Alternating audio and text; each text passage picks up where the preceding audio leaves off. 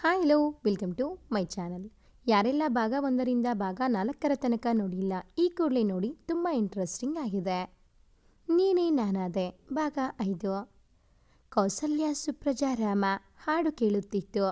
ರವಿಯ ಹೊಂಗಿರಣ ನನಗೆ ಮುತ್ತಿಡಲು ಹಾತೊರೆಯುತ್ತಿತ್ತು. ಆದರೆ ನನ್ನ ನಿದ್ರೆ ಕನಸುಗಳನ್ನು ಕರೆದೊಯ್ದುವ ಈ ಗಳಿಗೆಗೆ ನನ್ನ ಮುನಿಸು ಎಂದಿಗೂ ಕೊನೆಯಾಗದೇನೋ. ಮೆಲ್ಲನೆ ಮುಸುಕೆಳೆದು ಮಲಗಲು ಯತ್ನಿಸಿದೆ. ಸುಪ್ರಭಾತದ ದನಿ ಎಲ್ಲೋ ಕರಗಿ ಹೋಯಿತು. ನನ್ನವನ ಎದೆಬಡಿತದ ಸಂಗೀತ ನಸನಗು ಮೂಡಿಸುತ್ತಿತ್ತು. ದಿಂಬು ಇಲ್ಲ ಎಂದರೆ ಮಲಗೋಕೆ ಆಗಲ್ಲ ಅಂತಿದ್ದೆ. ಇವಾಗ ನೋಡು, ನಾನು ಅಷ್ಟು ಪ್ರೀತಿಯಿಂದ ಆರಿಸಿದ್ದ ದಿಂಬು ಅಲ್ಲಿ ಮೂಲೆಯಲ್ಲಿ ಅಳ್ತಾ ಇದೆ. ಇಂದು ನನ್ನ ಮನಸ್ಸಿನ ಆಕ್ಷೇಪಣೆ ಶುರುವಾಗಿತ್ತು. ಹೇ ಬಾಯ್ ಮುಚ್ಚೋ, ನಿನಗೆ ಹೇಳಿದ್ರೆ ಅರ್ಥ ಆಗಲ್ಲ. ಆಗ ನಾನೊಬ್ಬಳೇ ಮಲಗ್ತಾ ಇದ್ದೆ, ದಿಂಬಿನ ಅವಶ್ಯಕತೆ ಇತ್ತು. ಆದರೆ ಈಗ ನನ್ನವನ ಎದೆಯ ಮೇಲೆ ಗುಬ್ಬಿಯಂತೆ ಮಲಗೋ ಅದೃಷ್ಟ ಇರುವಾಗ ನನಗೆ ದಿಂಬು ಬೇಡ. ಇವನ ತೋಳಲ್ಲಿ ಮಲಗಿ ನಕ್ಷತ್ರಗಳ ಎಣಿಸುತ್ತಾ ಕನಸುಗಳ ಕಟ್ಟು ಸಂತಸ ದಿಂಬಿನಲ್ಲಿ ಸಿಗದು. ಅರ್ಥ ಆಯ್ತಾ? ಇಂದು ನನ್ನ ಮನಸ್ಸಿನ ಗೊಣಗಾಟಕ್ಕೆ ಕೊನೆ ಹಾಡಿದ್ದೆ. ನನ್ನವನ ಬಿಸಿ ಉಸಿರಿಗೆ ನನ್ನ ಮುಂಗುರುಳು ಕಚಗುಳಿ ಇಡುತ್ತಿತ್ತು. ಮೆಲ್ಲನೆ ಒದಿಕೆ ಸರಿಸಿ ನನ್ನ ಅಂಗೈಯನ್ನು ನನ್ನ ಕಂಗಳ ಮುಂದೆ ಹಿಡಿಯಲು ಅದರಲ್ಲಿನ ಮೆಹಂದಿಯ ಕಂಪು ನನ್ನ ಮೂಗದಿ ನಾಚಿಕೆಯ ಕೆಂಪು ಮೂಡಿಸಿತು. ಮನವು ನನ್ನ ಮಾತನ್ನು ಕೇಳದೆ ನಿನ್ನೆಯ ದಿನದ ಚಿತ್ತಾರ ಈ ಕ್ಷಣ ಕಣ್ಣ ಮುಂದೆ ತರುತ್ತಲೇ ಇಹುದು. ನಿದ್ರೆಯ ಕಣ್ಣಲ್ಲಿ ನಾನೆನ್ನೆ ಕಣ್ಣು ಬಿಟ್ಟಾಗ ನನ್ನ ಕೈಗಳ ಈ ರಂಗು ಕಂಡು ಬೆರಗಾಗಿದ್ದೆ. ನನಗೆ ತಿಳಿಯದೆ ನನ್ನ ಕೈಗಳಲ್ಲಿ ಮೂಡಿದ ಈ ಚಿತ್ತಾರ, ಅಂಗೈ ನಡುವಿನಲ್ಲಿ ನನ್ನವನ ಹೆಸರಿನ ಅಕ್ಷರಗಳು, ಮೊಗದಿ ನಗು, ಮನದಿ ಅಚ್ಚರಿ, ಕಂಗಳಲ್ಲಿ ಕಂಬನಿ. ಹುಟ್ಟಿದ ಹಬ್ಬದ ಶುಭಾಶಯಗಳು ಕಂದ. ನನ್ನವ ನನ್ನ ಪಕ್ಕ ಕೂರುತ್ತಾ ನನ್ನ ತಲೆಯ ಸವರುತ್ತಾ ನುಡಿದಿದ್ದರು. ತಕ್ಷಣ ಅವನೆಡೆಗೆ ತಿರುಗಿದೆ. ಅಂಗೈ ಅವರ ಮುಂದೆ ಚಾಚಿ ಇದು ಎಂದೆ. ನನ್ನ ಮುದ್ದು ಕಂದನಿಗೆ ನನ್ನದೊಂದು ಪುಟ್ಟ ಹುಡುಗರೆ ಎಂದರು. ಆದರೆ ಅದೇಗೆ ನನಗೆ ತಿಳಿಯದೆ ಎನ್ನಲು ಜೋರಾಗಿ ನಕ್ಕವರೇ, ಈ ನನ್ನ ಕಂದ ಕುಂಭಕರ್ಣ ವಂಶಜಡು. ಒಮ್ಮೆ ನಿದ್ರೆಯ ಮಡಿಲಲ್ಲಿ ಬಿದ್ದರೆ ಹೇಳುವ ಮಾತೇ ಇಲ್ಲ. ಅದಕ್ಕೆ ನನ್ನ ಕೆಲಸ ಸುಲಭವಾಯಿತು ಎಂದು ರೇಗಿಸಿ ನನ್ನ ಮೂಗನ್ನು ಹಿಂಡಿದರು.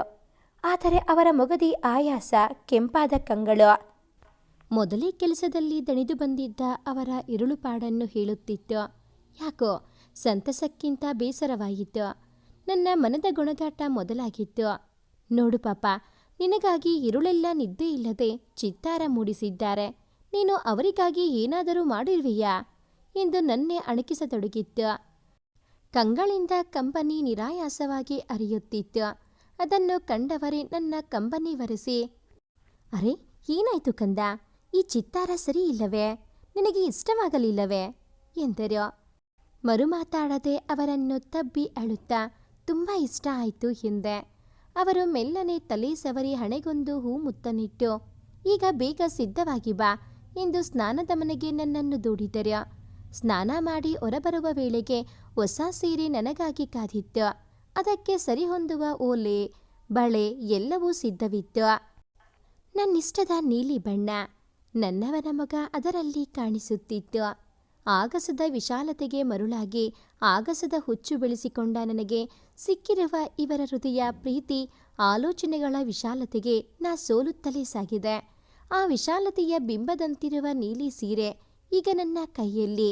ಸಿದ್ಧವಾಗಿ ಕೆಳಗೆ ಬಂದಾಗ ಅಮ್ಮ ಅಪ್ಪ ನನಗಾಗಿ ಕಾದಿದ್ದರು. ನನ್ನ ಮನ ನಗುತ್ತಿತ್ತು. ನಿನ್ನ ಸ್ವಂತ ಅಪ್ಪ ಅಮ್ಮನ ಬಿಟ್ಟರೆ ಬೇರ್ಯಾರೂ ನಿನ್ನ ಪ್ರೀತಿಸಲಾರರು ಎಂದೆ. ಈಗ ಎಂದು ಕೇಳುತ್ತಿತ್ತು. ಹೌದು, ಅದ್ಯಾವಾಗ ಅತ್ತೆ ಮಾವ ನನ್ನ ಅಪ್ಪ ಅಮ್ಮ ಆದರೂ ತಿಳಿಯಲೇ ಇಲ್ಲವಲ್ಲ ಎಂದು ಯೋಚಿಸುತ್ತಾ ಅವರ ಕಾಲಿಗೆ ಬಿದ್ದು ಆಶೀರ್ವಾದ ಪಡೆದೆ. ದೀಪ ಬೆಳಗಿಸಿ ದೇವರಿಗೆ ಕೈ ಮುಗಿದೆ. ಅಮ್ಮನ ಕೈ ತುತ್ತಿನಲ್ಲಿ ಹೊಟ್ಟೆ ತುಸು ಹೆಚ್ಚು ತುಂಬಿತ್ತು. ಅರೆ ಇವ ಎಲ್ಲಿ ಹೊರಟ ಎಂದು ತಯಾರಾಗುತ್ತಿದ್ದ ನನ್ನವನೆಡೆಗೆ ನೋಟ ಹರಿಸಿದೆ. ಕ್ಷಮಿಸು ಕಂದ, ರಜೆ ಸಿಗಲಿಲ್ಲ, ಕೆಲಸಕ್ಕೆ ಹೊರಡಲೇಬೇಕು. ಆದರೆ ಖಂಡಿತ ಬೇಗ ಬರುವೆ ಎಂದು ಹೊರಟರು.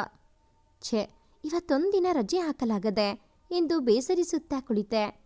ಮನ, ಇಷ್ಟೆಲ್ಲ ಮಾಡಿರುವುದು ನಿನಗಾಗಿ ಅಲ್ಲವೇ? ಅದಕ್ಕೆ ಸಂತಸಿಸುವುದು ಬಿಟ್ಟು ಬೇಸರಿಸುವೆ ಏಕೆ ಎಂದು ಬೈಯಲು ಶುರು ಮಾಡಿದ್ದು. ಅದು ಸರಿಯೇ ಎಂದು ಸುಮ್ಮನಾದೆ. ಮಧ್ಯಾಹ್ನದ ವೇಳೆಗೆ ಕರೆಗಂಟೆ ಶಬ್ದಕ್ಕೆ ಬಾಗಿಲು ತೆಗೆಯಲು ಸಂತಸಕ್ಕೆ ಮಾತೇ ಹೊರಡಲಿಲ್ಲ. ಅಪ್ಪ ಅಮ್ಮನನ್ನು ಸಂತಸದಿ ಅಪ್ಪಿ ಮುದ್ದಾಡಿದೆ. ಹೇಳದೆ ಕೇಳದೆ ನೀವೇನಿಲ್ಲಿ ಎನ್ನಲು ನಗುತ್ತಾ ಹಿಂದೆ ತಿರುಗಿದರು. ನನ್ನವ ಅಲ್ಲೇ ನಗುತ್ತಾ ನಿಂತಿದ್ದ. ಇನ್ಯಾವ ಪ್ರಶ್ನೆಗಳು ನನಗೆ ಇಲ್ಲಿ ಇರಲಿಲ್ಲ. ನನ್ನವನ ಬಳಿ ಇತ್ತು. ಅವರ ಹಿಂದೆ ಮೆಲ್ಲನೆ ಮೆಟ್ಟಿಲೇರಿ ರೂಮ್ ಸೇರಿದೆ. ಕೆಳಗೆ ಅಪ್ಪಂದಿರ ಅಮ್ಮಂದಿರ ಹರಟೆ ನಗು ಸಾಗಿತ್ತು. ನಾ ಬಂದಿದ್ದು ನೋಡಿ, ಅರೆ ಕಂದ, ಇಲ್ಲೇ ಮಾಡುತ್ತಿದ್ದೀಯಾ? ನಿನ್ನ ತಲೆ ತಿನ್ನೋದಕ್ಕೆ ಅಂತ ಅಲ್ಲಿರೋ 4 ಜನರು ಸಾಲರೆ ಎಂದು ರೇಗಿಸಿದರು. ಏನೂ ಮಾತನಾಡದೆ ಅವರನ್ನು ಅಪ್ಪಿದೆ. ತಲೆ ಸವರುತ್ತಾ, ಏನಾಯ್ತು ಕಂದ, ನಿನಗೆ ಇಷ್ಟವಾಗಲಿಲ್ಲವೇ ಎಂದರು. ಮೆಲ್ಲನೆ ಅವರೆಡೆ ನೋಡುತ್ತಾ, ಇದೆಲ್ಲ ಏಕೆ?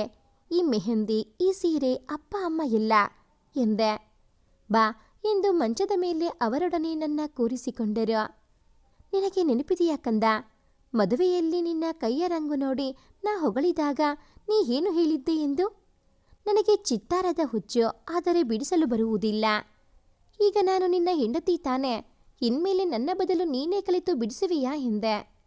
ಮೆಹಂದಿ, ಅದು ನಾನು. ಅಷ್ಟೆಲ್ಲ ಆಸೆ ಬೇಡ, ನನ್ನ ಬಿಟ್ಟು ಬಿಡು ಎಂದೆ ನಾನು. ನೀನು ನಕ್ಕು ಸುಮ್ಮನಾದೆ. ಆದರೆ ನೀ ನನ್ನಲ್ಲಿಟ್ಟ ಮೊದಲ ಬೇಡಿಕೆ ಅದು. ಅದನ್ನು ತೀರಿಸಲೇಬೇಕೆನಿಸಿತು. ಅದಕ್ಕೆ ಈ ದಿನವೇ ಹೀಗೆ ಆದರೆ ನಿನ್ನ ಮೊಗದಲ್ಲಿನ ಅಚ್ಚರಿ ಸಂತಸಗಳ ನೋಡಬೇಕೆಂದು. ಆದರೂ ನಿನಗೆ ಧನ್ಯವಾದ, ನಾ ಹಾಕಿ ಅದು ಒಣಗೋವರೆಗೂ ಮಲಗಿದ್ದಕ್ಕೆ ಎಂದು ನಕ್ಕರು. ಮುಂದುವರಿದು, ಇನ್ನು ಈ ಸೀರೆ ನನ್ನ ಆಸೆ, ನಿನ್ನನ್ನು ಹೀಗೆ ನೋಡಬೇಕೆಂದು. ಆಗಸದ ಹುಚ್ಚಿನಲ್ಲಿ ಇರುವವಳು ಆಗಸದ ತುಣುಕಾಗಿ ಕಾಣಬೇಕೆಂದು ಹಿಂದರು. ಮತ್ತೆ ರಜೆ, ಅಪ್ಪ ಅಮ್ಮ ಎಂದೆ. ನನಗಾಗಿ ಈ ತುಣುಕನ್ನು ಕೊಟ್ಟವರೇ ಈ ತುಣುಕಿನ ಜನ್ಮದಿನದಂದು ಅವರೇ ಇಲ್ಲದೆ ಮಾಡುವ ಅರ್ಥವಾದರೂ ಏನು? ಅವರಿಲ್ಲದೆ ನಿನ್ನ ಮೊಗದ ನಗುವು ಪೂರ್ತಿಯಾಗಬಲ್ಲದೇನೋ ಎಂದರು. ಗಟ್ಟಿಯಾಗಿ ಅವರನ್ನು ಅಪ್ಪಿದೆ. ಸರಿ, ನೀವೊರಡು, ಅಲ್ಲಿ ಎಲ್ಲರೂ ನಿನ್ನನ್ನು ಕಾಯುತ್ತಿದ್ದಾರೆ ಎಂದರು. ಅವರ ಕೈ ಹಿಡಿದು ಜಗ್ಗುತ್ತಾ, ಮತ್ತೆ ನಿನ್ನ ಕೆಲಸ ರಜೆ ಎಂದೆ. ಕಂದ, ಸುಮ್ಮನೆ ಹೇಳಿದೆ. ನಾವಿಬ್ಬರು ಜೊತೆಯಾಗಿ ಆಚರಿಸುವ ಈ ಮೊದಲ ಹುಟ್ಟುಹಬ್ಬದಂದು ನಿನ್ನೊಡನೆ ಇರಬೇಕೆಂದೇ ನಾನೆನ್ನೆಯೇ ಎಲ್ಲ ಕೆಲಸ ಮುಗಿಸಿ ಬಂದೆ. ಅದಕ್ಕೆ ರಾತ್ರಿ ತಡವಾಯಿತು ಎಂದರು. ಆದರೂ ನೋಡಿ, 3 ಗಂಟೆಗಳ ಹೊತ್ತು ನೀವು ನನ್ನೊಡನೆ ಇರಲಿಲ್ಲ ಎಂದು ಮುಖ ಊದಿಸಿ ಅವರ ಕೈಯನ್ನೊಮ್ಮೆ ಚೂಟಿದೆ. ಲೇ ಕಂದ, ಎಲ್ಲ ನೀನೇ ಹೇಳಿ ಈಗ ಮುಖ ಊದಿಸಿದ್ರೆ ನಾನೇನು ಮಾಡಲಿ ಎಂದರು. ನಾನೇನು ಹೇಳಿದೆ ಎಂದೆ.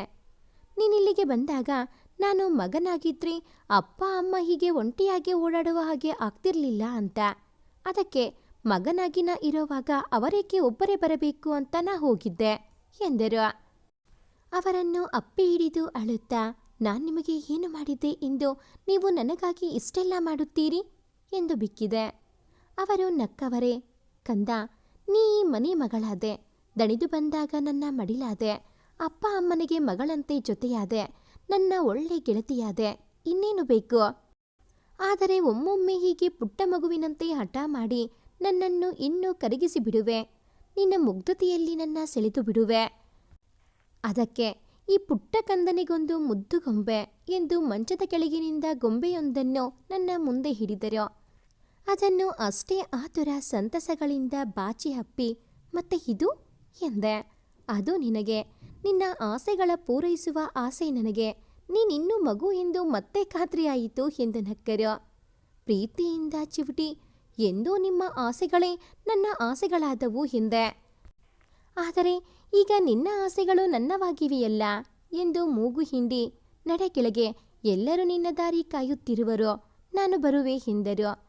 ಎಲ್ಲರ ಪ್ರೀತಿಯಲ್ಲಿ, ಎಲ್ಲರ ಕೈತುತ್ತಿನಲ್ಲಿ ಹಕ್ಕಿಯಂತೆ ಹಾರಾಡಿದೆ. ഇരുಳಲ್ಲಿ ಬಾ ನನ್ನ ತೋಳಲ್ಲಿ ಮಲಗಿ ನಿನ್ನ ತಾರೆಗಳ ಎಣಿಸೋಣ ಎಂದರು. ಬೇಡ, ಇವತ್ತಿಗೆ ಇಷ್ಟು ಸಾಕು. ನಿಮ್ಮ ಮೊಗದಲ್ಲಿರೋ ಆಯಾಸ ಸಾಕು, ಮಲ್ಗೋಣ. ಇನ್ನೂ ಅದೆಷ್ಟೋ ಇರುಳುಗಳುಂಟು ನಮ್ಮ ಪಾಲಿಗೆ. ಆಗೆಲ್ಲ ನೀವು ಬೇಡವೆಂದರೂ ಎಳೆದೊಯ್ಯುವೆ. ಈಗ ಮಲಗಿ ಎಂದು ಬಲವಂತದಿಂದ ಮಲಗಿಸಿ ಅವರ ಎದೆಯ ಜೋಗುಳದಲ್ಲಿ ನಿದ್ರೆಯ ಅಪ್ಪಿದೆ. ಈಗ ಈ ರವಿಯೊಡನೆ ಅದು ನೆನಪಿನ ಪುಟವಾಗಿ ನನ್ನ ಬಳಿ ಬಂದಿದೆ. ನನ್ನವನಿಗೆ ಎಚ್ಚರವಾದಂತಾಯಿತು. ಮಿಸುಕಾಡತೊಡಗಿದ. ಅರೆ, ಇಷ್ಟು ಬೇಗ ಬೇಡ, ಇನ್ನೂ ಸ್ವಲ್ಪ ಹೊತ್ತು ಹೀಗೆ ಇರಬೇಕೆಂದು ಸರಿಸಿದ ಮುಸುಕು ಮತ್ತೆ ಇಳಿದು ಗಾಢ ನಿದ್ರೆಯಲ್ಲಿರುವಂತೆ ಅವರನ್ನು ಮತ್ತೆ ಅಪ್ಪಿ ಮಲಗಿದೆ. ನಿನ್ನೊಡನೆಯ ಈ ಮೊದಲ ಹುಟ್ಟುಹಬ್ಬವನ್ನು ನಾನೆಂದೂ ಮರೆಯಲಾರೆ. ಎಂದು ಮನ ಮತ್ತೆ ಹಾಡತೊಡಗಿತ್ತು. ಕಾದ ಈ ಭೂಮಿಯ ಒಡಲ ತಣಿಸುತ್ತಿತ್ತು ವರುಣನ ನರ್ತನ. ತುಂತರಿನ ನಾದವು ಮನದ ನೆನಪುಗಳಿಗೆ ಬೆಸೆದ ಕೊಂಡಿಹೀನ.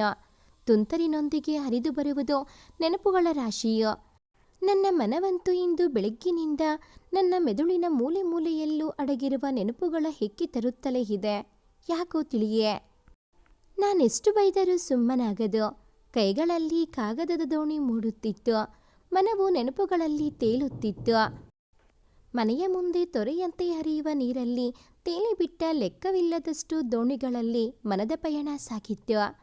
ಇಂದು ಇನ್ಯಾವುದೋ ಮನೆಯ ತಾರಸಿಯಲ್ಲಿ ಜೋಕಾಳಿಯಲ್ಲಿ ಕುಳಿತು ನೆನಪುಗಳ ಜೋಕಾಳಿಯಲ್ಲಿ ಚೀಕುತ್ತಾ ಇರುವೆ. ಅದೇ ಆಕಾಶ, ಅದೇ ಮಳೆ. ಆದರೂ ಅದು ಇದೆಲ್ಲ ಅನ್ನೋ ಭಾವ.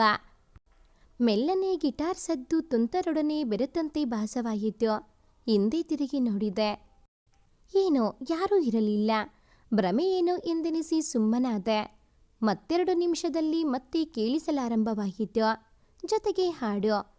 ನೆನಪುಗಳು ಎಷ್ಟೊಂದು ಮಧುರ, ತರುವವು ಎಷ್ಟೊಂದು ಆನಂದ. ನನ್ನವನ ದನಿಯನ್ನು ಗುರುತಿಸಲಾರೆನೆ.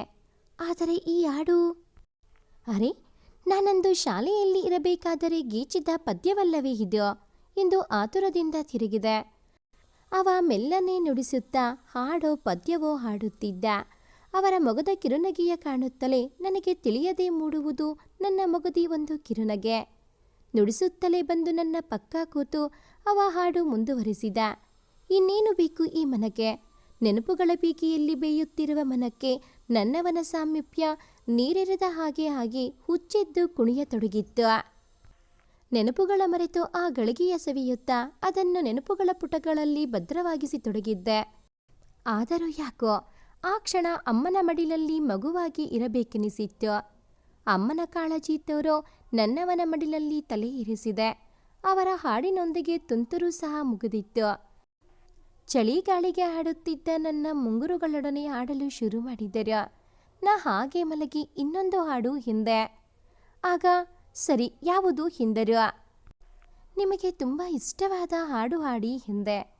ಏಕೆಂದರೆ ಹುಚ್ಚೆದ್ದಿದ್ದ ನನ್ನ ಮನ ಮೂಗು ತೂರಿಸಲು ಶುರು ಮಾಡಿತ್ತು. ನೆನಪಿದೆಯೇ ನಿನಗೆ?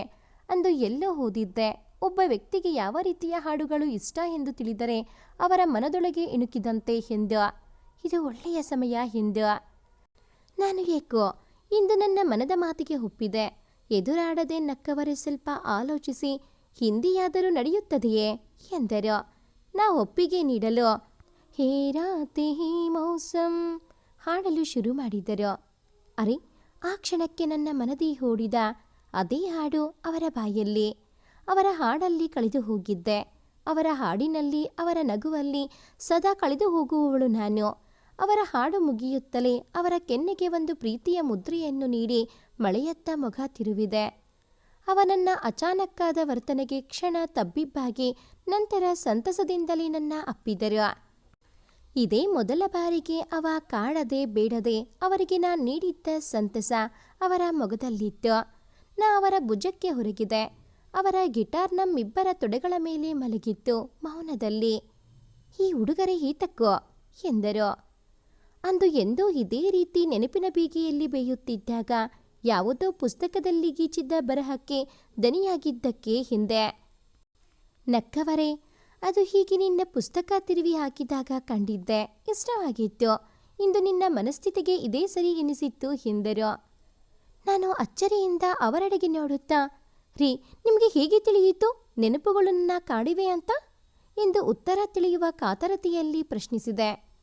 ಜೋರಾಗಿ ನಕ್ಕವರೇ ನನ್ನ ತಲೆಗೊಂದು ಮೆಲ್ಲನೆ ಮುಟಕಿ, ಅರೆ ಬುದ್ದು, ನಿನ್ನ ಕೈಗಳಲ್ಲಿ ನೋಡು, ಮಕ್ಕಳ ಹಾಗೆ ದೋಣಿ ಮಾಡುತ್ತಾ ಕೂತಿದ್ದರೆ ಅರ್ಥವಾಗದೆ ಎಂದು ಇನ್ನೂ ಜೋರಾಗಿ ನಕ್ಕರು.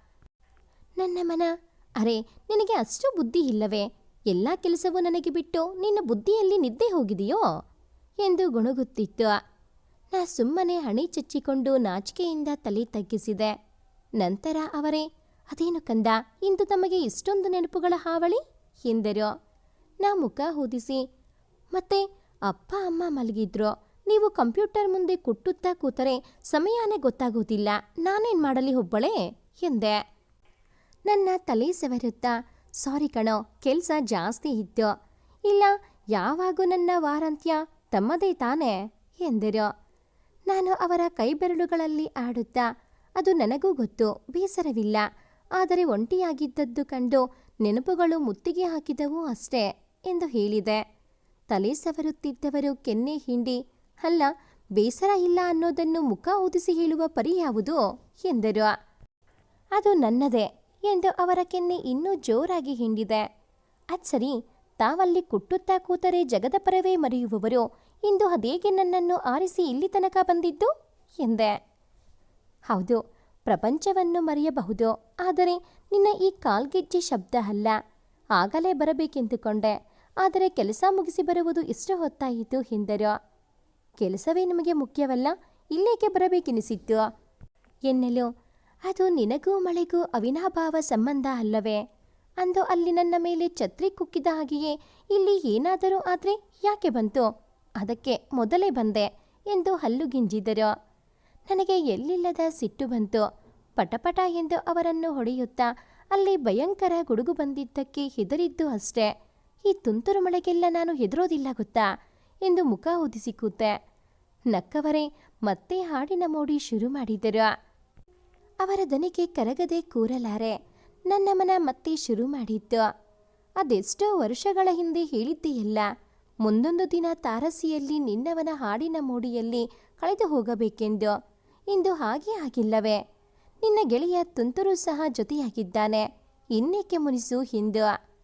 ಅವನ ಮಡಿಲಲ್ಲಿ ಮತ್ತೆ ಮಗುವಾದೆ. ಹಾಡು ಮುಗಿಸಿದವರೇ, ಅಬ್ಬಾ, ನನ್ನ ಈ ಕಂದನನ್ನು ಕರಗಿಸುವುದು ಎಷ್ಟೊಂದು ಸುಲಭ ಎಂದು ನಕ್ಕಿದ್ದರು. ಯಾಕೋ ಈ ಬಾರಿ ಕೋಪ ಬರಲಿಲ್ಲ. ಸುಮ್ಮನೆ ಹಾಗೆ ಮಲಗಿದ್ದೆ.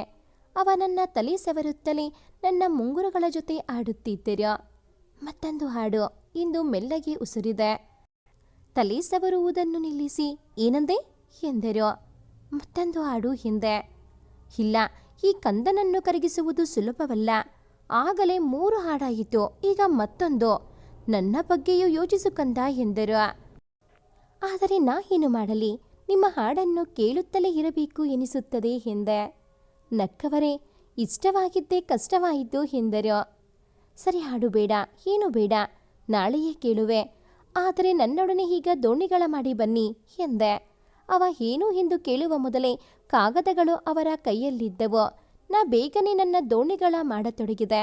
ನನ್ನನ್ನೇ ದಿಟ್ಟಿಸುತ್ತಾ ನಗುತ್ತಿದ್ದ ನನ್ನವ. ಬೇಗ ಬೇಗ ಮಾಡದಿದ್ದರೆ ಮತ್ತೊಂದು ಹಾಡು ಎಂದೆ. ತುಂತರಿನ ಮಳೆಯು ನೀರಿನ ಸೆಳೆ ಸೃಷ್ಟಿಸುವುದು. ಹನಿ ಹನಿ ಸೇರಿದರೆ ಹಳ್ಳ, ಹಾಗೆ ಅಲ್ಲವೇ? ಸಣ್ಣ ಪುಟ್ಟ ಖುಷಿಗಳು ಮನದಲ್ಲಿ ಭದ್ರವಾಗುವುದು, ಸಂಬಂಧಗಳನ್ನು ಗಟ್ಟಿಗೊಳಿಸುವುದು ಎಂದು ಯೋಚಿಸುವ ವೇಳೆಗೆ ದೋಣಿಗಳು ಸಿದ್ಧವಾಗಿದ್ದವು. ನಾವು ಮಾಡಿದ ದೋಣಿಗಳನ್ನು ಮಳೆಯಲ್ಲಿ ತೇಲಿಬಿಟ್ಟವು. ಮಳೆಯಲ್ಲಿ ನೆನೆಯುತ್ತಾ ದೋಣಿಗಳನ್ನು ನೋಡುವುದು ಎಷ್ಟು ಸಂತಸ! ನಾನೆಲ್ಲಿರುವೆನೆಂದು ಮರೆತು ಚಪ್ಪಾಳೆ ತಟ್ಟಿ ಕುಣಿಯುತ್ತಿದ್ದೆ. ನನ್ನವ ಕೂಡ ನನ್ನ ಜೊತೆಯಾದ. ಅಂದು ನನಗೆ ಗೆಳೆಯರಿರಲಿಲ್ಲ. ನನ್ನ ಒಂಟಿ ದೋಣಿಗಳು ಸಾಗುವುದು ಕಂಡು ಹೀಗೆ ಚಪ್ಪಾಳೆ ಹೊಡೆದು ಕುಣಿಯುತ್ತಿದ್ದೆ. ಇಂದು ನನ್ನ ದೋಣಿಗೆ ನನ್ನವನ ದೋಣಿ ಜೊತೆಯಾಗಿದೆ. ನನಗೆ ನನ್ನವನ ಜೊತೆಯಿದೆ. ಮಳೆಯು ನನ್ನೊಡನೆ ಹೆಜ್ಜೆ ಹಾಕಿದೆ. ನಗುವಿನ ಸದ್ದಿನ ಕಡೆಗೆ ತಿರುಗಿದೆ. ಅರೆ, ಅಪ್ಪ ಅಮ್ಮ ನಿಂತಿದ್ದರು. ನನ್ನ ಈ ನಗು ಕೇಕೆಗೆ ಅವರ ನಿದ್ರೆಯೇ ಮಾಯವಾಯಿತೆ. ಅದೂ ಅಲ್ಲದೆ ನನ್ನ ಮಕ್ಕಳಾಟವನ್ನೆಲ್ಲ ಕಂಡರೆ ಎಂದು ನಾಚಿಕೆಯಾಯಿತು. ನನ್ನವನೆಡೆಗೆ ದೃಷ್ಟಿ ಬೀರಿದೆ. ಅವ ಕೂಡ ನನ್ನ ಕಂಡು ನಗುತ್ತಿದ್ದ. ನನ್ನೊಡನೆ ಅವ ಕೂಡ ಪೂರ್ತಿ ನೆನೆದಿದ್ದ. ನಾಚಿಕೆಯಿಂದ ಅವರ ಎದೆಗೂಡಲ್ಲಿ ಮುಖ ಒದಗಿಸಿದೆ. ಅವ ತಲೆ ಸವರುತ್ತಾ, ನೀ ನನ್ನ ಮುದ್ದಿನ ಪಾಪು ಎಂದಿದ್ದ. ನಾನು ಮತ್ತೊಮ್ಮೆ ನನ್ನ ಬಾಲ್ಯವನ್ನು ಬದುಕಬೇಕು, ಆದರೆ ಈ ಬಾರಿ ನಿನ್ನೊಡನೆ ಎಂದು ಮನ ಮತ್ತೆ ಹಾಡಿತ್ತು. ನನ್ನವನ ತನೆಯ ಬೇಡಿತ್ತು. ಈ ಒಂದು ಕತೆ ನಿಮಗೆ ಇಷ್ಟ ಆಗಿದ್ದಲ್ಲಿ ಪ್ಲೀಸ್ ಲೈಕ್ ಮಾಡಿ, ಶೇರ್ ಮಾಡಿ, ಹಾಗೆಯೇ ಕಾಮೆಂಟ್ ಮಾಡೋದನ್ನು ಮರಿಬೇಡಿ. ಇನ್ನೂ ಯಾರೆಲ್ಲ ಈ ಚಾನಲ್ಗೆ ಸಬ್ಸ್ಕ್ರೈಬ್ ಆಗಿಲ್ಲ, ದಯವಿಟ್ಟು ಈ ಕೂಡಲೇ ಸಬ್ಸ್ಕ್ರೈಬ್ ಆಗಿ. Thanks for watching this video.